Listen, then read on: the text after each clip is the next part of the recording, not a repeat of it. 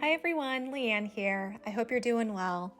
Today I've gathered all the bright blue inks that I have in my collection, and I'm bringing back Kon-Peki and Ama-Iro because they are bright blues. They're mentioned in my previous fountain pen ink collection. I'll provide a link to the video on screen and also in the description box. So I'm trying out Noodler's Baystate Blue, Liberty's Elysium, and Diamine Blue Velvet, in addition to Diamine Polar Glow, Diamine Marine, Noodler's Mesa Turquoise, and Robert Oster Fire and Ice. Did I just say Marie? I meant Diamine Marine. The first ink is Noodler's Liberty's Elysium, and when I think about your standard true blue ink, this ink comes to mind. I lifted the cup, the stainless steel cup, from the paper, and it just looked like the blue that you imagine in your mind. It also reminds me of like a Texas bluebonnet's blue. It's vibrant and like there's no hint of it leaning red or green. It is like smack dab down the middle blue. It's got some medium shading and there's no fancy sheening. And it's just a beautiful, beautiful blue color. Ink number 2, Noodler's Baystate Blue, and wow, I had never swatched this ink before, and I was just amazed at how opaque, how bold and saturated this color was. Even just looking at it now, it is so vibrant. Yeah, I would consider this like a jewel tone blue. If I think about like ruby reds and emerald greens, this would be like a sapphire regal blue. I've heard lots of scary things about this ink, mostly that it stains like crazy, it obliterates anything in its way. And so I was a little intimidated by it actually. And so I was a little nervous when swatching it, but I could see why people love it. It's gorgeous, it's saturated, and it's so, so vibrant. This next ink is Diamine Polar Glow, and you can't really tell from the screen, but it's definitely got a lot of sheening to it. You could see that it's definitely more teal than your true blue like Baystate Blue and Liberty's Elysium. It's just absolutely gorgeous. I did notice that once it started to dry, it developed this really pronounced, beautiful sheen. Like it's got like purple and like reddish highlights to it, I would say. Mind you, I am not an ink expert. I'm talking about these inks from my very particular beginner's mind. But it's really, really gorgeous. I call it like the oil slick sheen. Really, really pretty.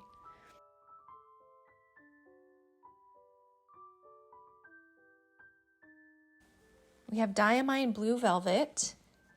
When I saw this ink through the vial in the ink sample, I thought it actually might be too dark to be included in this collection, but I was surprised when I did swatch the ink and found that it's actually not blue-black when I initially thought it would be. It actually looks a lot lighter than the pronounced Confident Baystate Blue. I would say Diamine Blue Velvet is very close to Liberty's Elysium, except that Liberty's Elysium is just a tad lighter in color than Blue Velvet.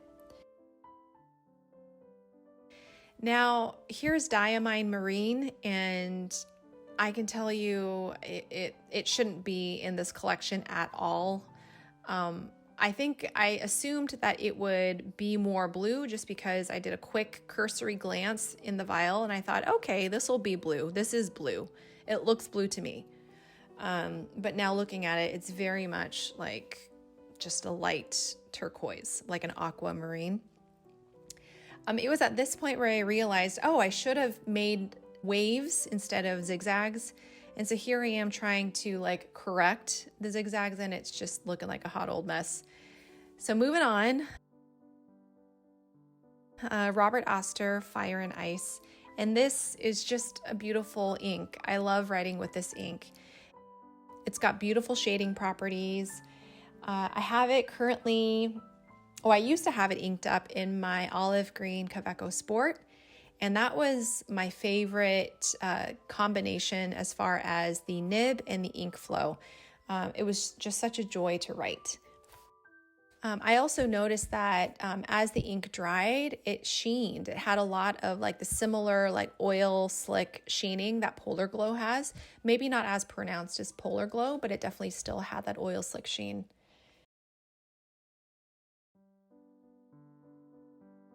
Now we've got Pilot Iroshizuku, and this is in Ama-Iro. Now, if Diamine Blue Velvet and Liberty's Elysium are related, then I would say that Pilot Iroshizuku Ama-Iro, as it appears on the screen, is just slightly lighter than Liberty's Elysium. So from darkest to lightest, it would be Diamine Blue Velvet, then it would be Noodler's Liberty and Elysium, and then just a tad bit lighter than that would be Ama-Iro, and it's just a beautiful lighter blue, vibrant blue, and I just love how it shades as well. Now we have Noodler's Mesa Turquoise, and this actually looks very similar to Pilot Iroshizuku's Ama-Iro right beside it. As I see it in person, it definitely leans more turquoise, as the name suggests, but if you see it on camera, they look very, very similar as far as like color saturation. They're beautiful colors side by side. I would figure that this color would be between Robert Oster's Fire and Ice, that's more green, and Diamine Polar Glow, which is a little bit more blue as far as the groupings of inks that are a little bit more green in this collection. Our last ink sample here is the Pilot Iroshizuku Kon-Peki. I have to say, like, I understand why people like this color. I didn't mention this as one of my favorites when I had it swatched in my fountain pen ink collection. However, having it swatched next to all these other bright blues, I could see why people love it. It's a little bit darker than Ama-Iro. It's a little bit more saturated, than the lighter bright blues here. Definitely, not as saturated as Baystate blue, but it's just got a beautiful flow to it. It's bright, and it's a lovely color. Now, as far as favorites go, I would have to say that I got the most wow of a response from the Baystate blue. Did not expect it to be so opaque and vibrant and saturated. Also, I have to say that I just love my Robert Oster Fire and Ice because of my history with it and the fact that it paired so nicely with one of my favorite fountain pens. And I have to give an honorable mention to Kon-Peki. I can see why it is such a beautiful and popular color among so many blue enthusiasts.